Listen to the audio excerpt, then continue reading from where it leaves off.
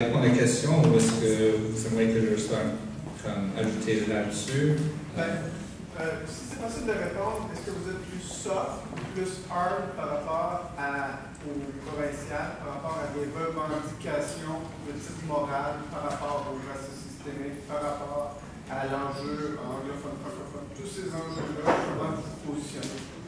Oui, ben, c'est sûr que on aimerait approcher les différentes situations comme nous sommes présentés. Comme vous me demandez, c'est quoi notre position comme sur l'échelle de gauche ou droite? C'est sûr quand ça appelle pour la force pour aller contre ces issues de racisme, des enjeux d'itinérance, des affaires de même, on va les approcher certainement dans un moyen qui n'était jamais comme approché d'avant. Okay, on va un peu de paressure, like apathy, là-dedans. Des fois, c'est sûr qu'on aimerait changer notre position là-dessus. On aimerait plus force là-dedans pour répondre à votre question directement. C'est sûr qu'on va appuyer plus de pression sur ces autres gouvernements. On a les experts ici qu'on avait amenés. On a beaucoup de ressources pour faire ça. Donc, vous êtes dans les bonnes mains avec nous, en effet.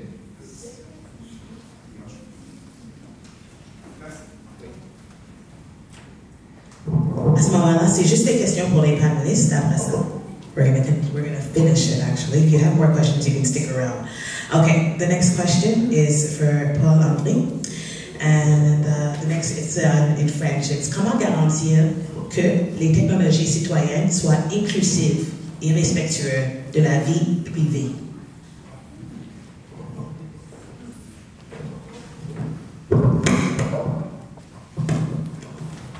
Donc, comment s'assurer que la technologie reste inclusive? En fait, c'est deux choses séparées. L'inclusivité et la protection des données privées.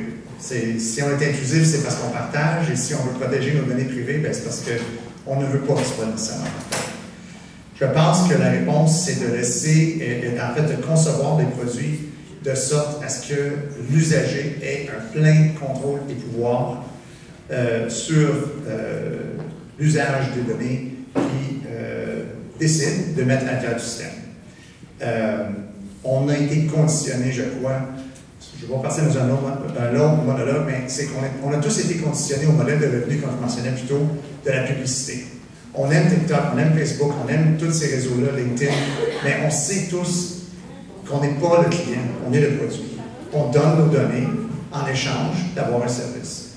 Donc, je crois qu'il faut absolument s'assurer que nos données ont une grande valeur. Et quand on les donne, ils ont une valeur. Et d'avoir le choix et aussi d'avoir, je dirais que la législation, dans les 5 dernières années, est beaucoup mieux qu'avant. Le monde est conscientisé, ça a commencé en Europe avec le GDPR. Maintenant, avec PIPEDA au Canada, la loi 25 au Québec, il y a beaucoup plus de légifération sur ces choses-là qui mettent la barre beaucoup plus haute. Je peux vous dire, en tant qu'éditeur informatique, juste de mettre un app sur App Store et Google Play, c'est rendu très difficile, très compliqué, et c'est une bonne chose. C'est une bonne chose. Je pense qu'il y a eu beaucoup de progrès dans ce côté-là, mais c'est de sensibiliser tout le monde à s'en rendre compte aussi. Merci. In the interest of time, ladies and gentlemen, one more time, I'm going to ask the panelists one question. We ask you guys to honestly try to keep the questions, the answers short as well, in the interest of time. If you have questions after, you can come and ask us, because we're going to end it off right after the panelist questions. The next question is for Ralph, and the question is, what systemic barriers most impact marginalized communities in Montreal's justice system?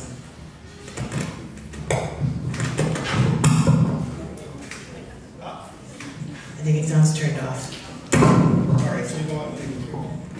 So, when you start practicing criminal law, you come to know that a lot of the people that are charged are poor. So poverty is a big problem. It is a big barrier to access to justice, and it makes all the files you represent problematic. People don't become poor out of choice. Nobody decides to be poor. And I've learned over the years that usually there is an underlying reason why people are poor. And it could be discrimination, it could be a learning issue, undiagnosed learning problems, it could be depression, mental health issues, and we have a system that's superficial. We just look at what a person does and hardly ever ask, why is that person doing that? And that's a major problem in our society at large. And I couldn't agree more with my good friend Julius. We have a society now that is more prone to judge than to forgive. We have lost our sense of empathy. We have lost our sense of brotherhood and sisterhood, that we all are here to take care of one another. What is happening to us? So I think that that is a major problem. And it trickles down to all of the institutions that deal with the regular human being, the everyday me and you in the street, when I talk about the power structure. And we need a new kind of police officer. We need people that are specialized in intervening with people in crisis, people that are in trouble. Don't focus on the fact that he has a knife in his hand. Be concerned that he may kill himself rather than kill you.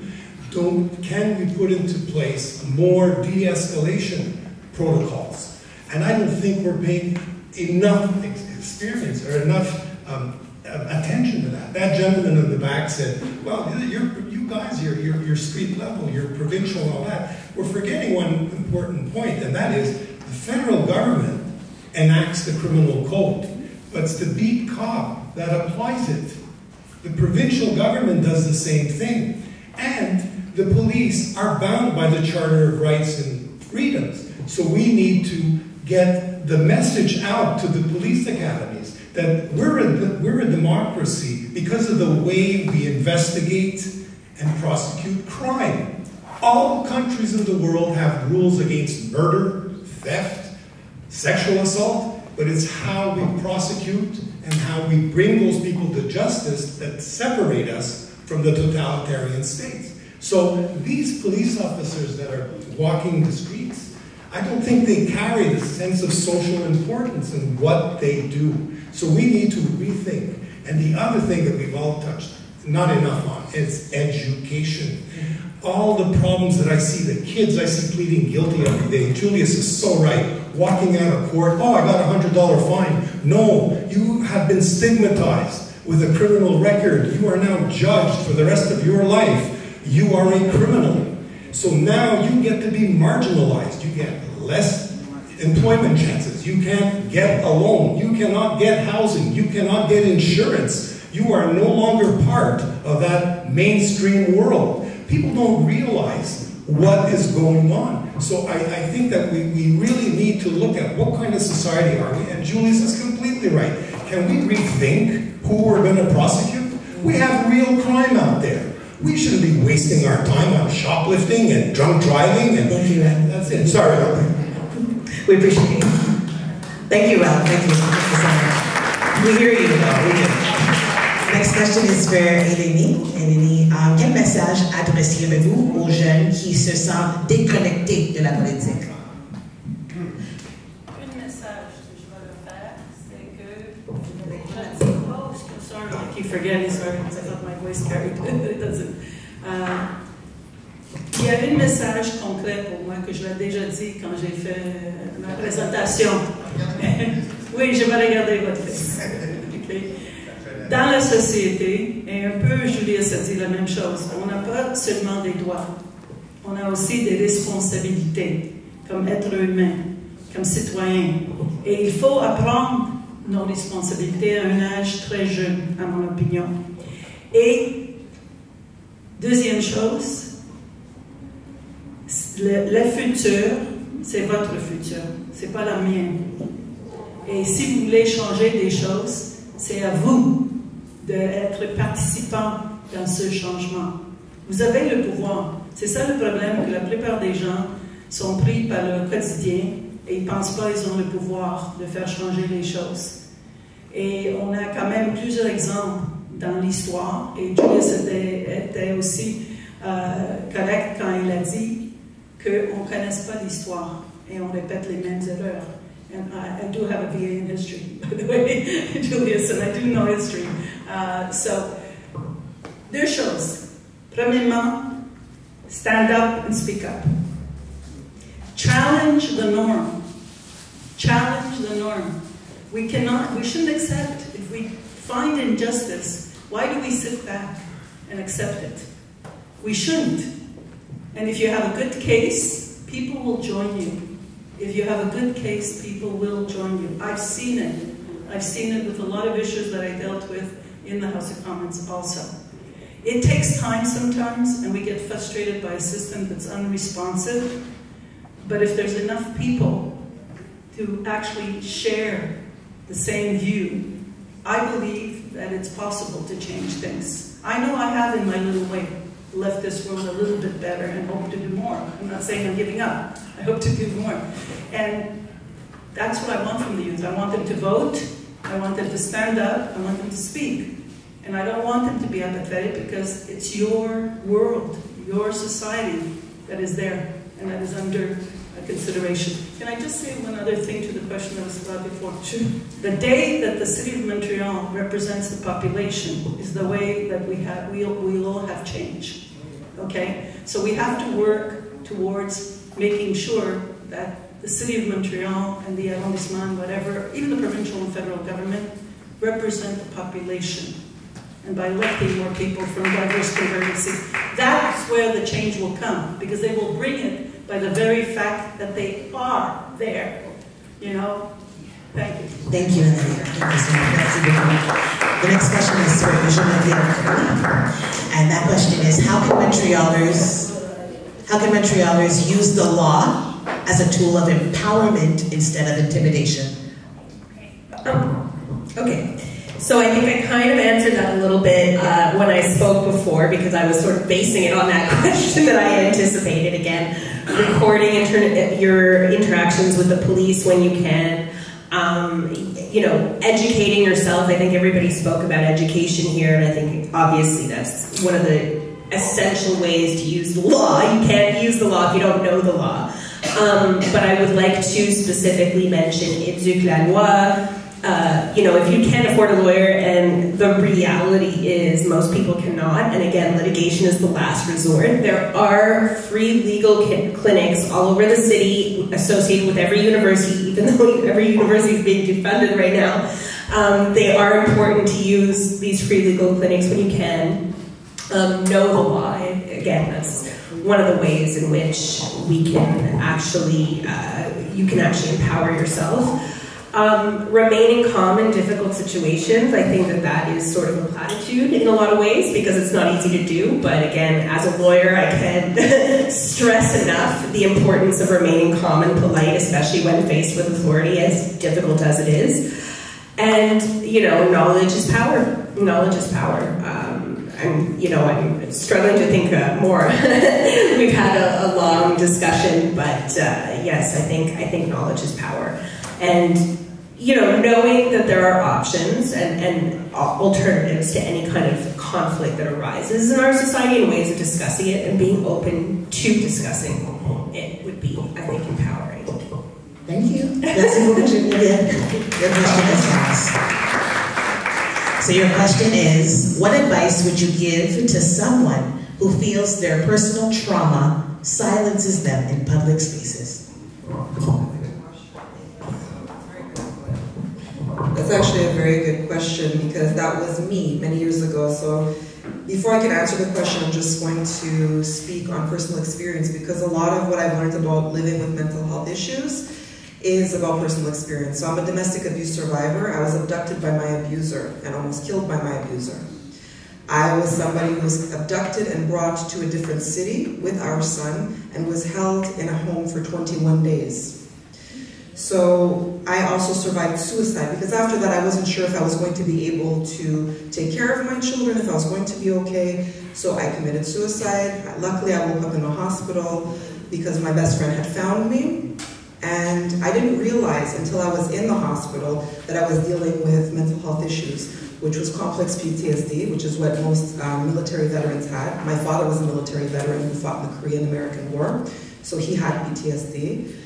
I suffered with generalized anxiety. I was diagnosed with severe clinical depression, panic disorder. So when I turned 37, this happened to me. I went through domestic violence from the age of 15 to 22 years old, okay? So for many years I stayed silent. So when you go into public spaces and you want to speak about mental health, it starts with finding someone who's open to having a conversation. Now it sounds easier than said, but it's the truth.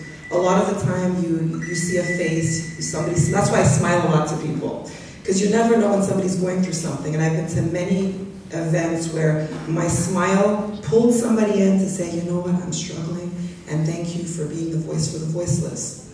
I understand that your voice matters, and it's very important to speak. Do not allow anybody to stigmatize you when it comes to mental health. There are so many people that go through mental health issues. When you come out, you should speak more. Now I'm going to speak from the other community side. I am Belarusian, Ukrainian, and Nigerian. So здравствуйте to my Russian and Ukrainian people who may have been here. But it's very important when we go into public spaces to connect with other people and to start the conversation. I usually don't ask people, hi, how are you doing? I'm like, how are you? When people tell me, well, I'm good, I'm like, no, how are you? This is the way to enter these public spaces and have an open dialogue. The more we speak about it, the less we're stigmatized. And in our communities, in marginalized communities, you're not allowed to have mental health. You're not allowed to speak about it. You're not allowed to be open about it. I mean, I saw this firsthand growing up and living 3 months out of the year in Nigeria. So I saw this. I wasn't allowed to speak on it. So we're so fortunate that in Montreal, we're capable and we're allowed to have this open dialogue. We live in a country, in a democracy, we're allowed to be open and have this conversation. So when going into a public space, please do speak about your mental health issues. If that's what's going on, talk about it, share your story, just like that's why I opened with my story. Sometimes it's a mouthful to say, hi, my name is Filana Chernenko. I'm a mental health advocate, but I'm also a survivor of domestic violence. I live with complex PTSD, generalized anxiety, and severe clinical depression. It took a lot out of my life, but I'm trying to destigmatize mental health. And it took me years to be able to come here and stand up and speak in front of everybody. How are you today? Feeling great. I got about 10 things I'd like to get off my chest. You see? But that's the example of starting the dialogue, and I hope that this, that answered the question and this helps.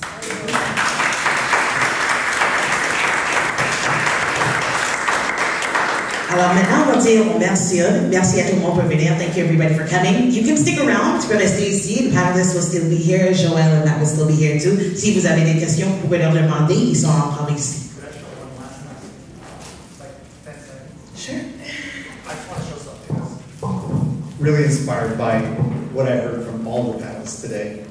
It made me think of a video that came across my YouTube not too long ago. Has anybody ever seen this video? Yes. Yeah? This is filmed at an outdoor party back in 2009. And, well, I'm already 2 minutes into it, but one guy started dancing. One guy. One person, all by himself. And for an awkward 2 minutes, you're looking at him like, what's he doing? And then fast forward, right? You get to a point where there's just one guy not dancing. And so I think this, for me at least, really concludes everything I've heard about speak up, don't be shy. Every one of you that came here today is doing this. You are that one guy. And I encourage us all to keep doing this. We're going to get into Joël, and then after that you can ask your questions. Merci. I don't know how I'm going to follow that close there, Pado. Well, there you go. Okay. So, tout le monde, je vous remercie encore pour venir ici. C'est un événement qui est très important. It's a real important event and sort of collaboration that we're coming together comme une communauté. Aussi, en même temps, je veux remercier notre panéliste, toutes les informations, all the information that they gave to us today was extremely informative. Je pense qu'il y a plusieurs personnes ici qui vont retenir